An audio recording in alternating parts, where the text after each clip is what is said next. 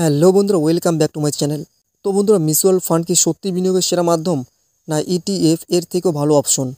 তো এই ভিডিওর মাধ্যমে এটাই জানার চেষ্টা করব এবং সবশেষে দেখব আপনার বিনিয়োগের জন্য কোনটি সেরা মাধ্যম। তো চলুন শুরু করি।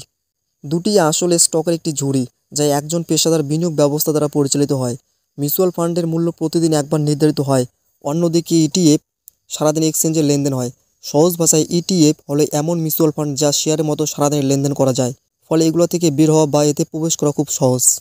ইটিএফ সাধারণত খুব একটা পরিবর্তন হয় না, কারণ এগুলো একটি ইন্ডেক্স, যেমন SP500। SP500 হলো 500টি শেয়ারের একটি বৈচিত্র্যময় দল, যার মধ্যে আছে আমেরিকান এয়ারলাইন্স, ফেসবুক, নাইকের মতো কোম্পানি। যখন এসপি ইন্ডেক্স বাড়ে তখন আপনার ইটিএফের মূল্য বাড়ে, এবং ইন্ডেক্স কমলে আপনার ইটিএফের মূল্য কমে। অন্যদিকে মিউচুয়াল ফান্ড হলো স্টক বা বন্ডের একটি ঝুড়ি, যা এক্সপার্ট ফান্ড ম্যানেজার দ্বারা পরিচালিত হয়।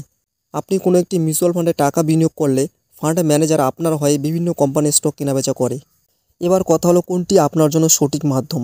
আপনি যদি ঝুঁকি কম নিতে চান এবং বিনিয়োগ সম্পর্কে কম অভিজ্ঞতা থাকে, তাহলে মিউচুয়াল ফান্ড আপনার জন্য ভালো অপশন, কারণ এটি পেশাদার দ্বারা পরিচালিত হয়, যার ফলে আপনার ঝুঁকি কমতে সাহায্য করে।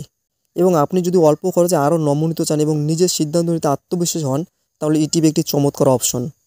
তো মিউচুয়াল ফান্ড এবং ইটিএফ উভয়ই ভালো অপশন। আপনার বিনিয়োগের লক্ষ্য এবং বিনিয়োগ পদ্ধতির উপর নির্ভর করে কোনটি আপনার জন্য সেরা অপশন।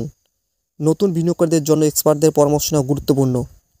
তো এই ভিডিওটি যদি আপনার কাজে আসে তবে লাইক ও সাবস্ক্রাইব করতে ভুলবেন না।